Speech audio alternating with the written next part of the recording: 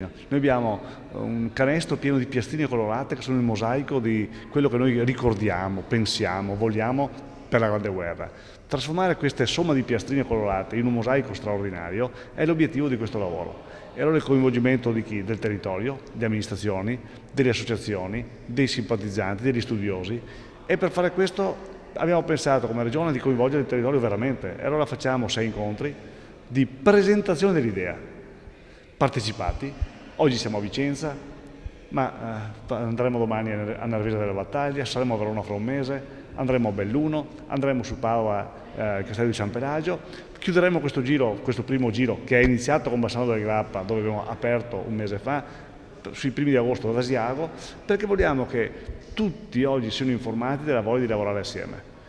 Questo percorso di oggi di informazione e di apertura del dialogo con tutti quelli che sono interessati si tradurrà poi in autunno nella elaborazione di questo master plan che presentiamo per elaborare un progetto che sia non una celebrazione nel 2018 di 100 anni, ma attorno a quello che faremo nel 2018 per presentare questo nostro Veneto, io dico al mondo, in qualche modo un qualcosa che poi continuerà sempre.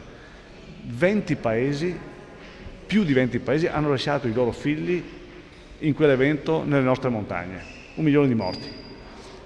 In Francia riescono, sull'evento della loro Grande Guerra, ad avere quasi ogni anno i 4 capi di Stato che allora parteciparono alla guerra. Noi qua avremo potenzialmente 20 capi di Stato che potrebbero essere parte di questo progetto.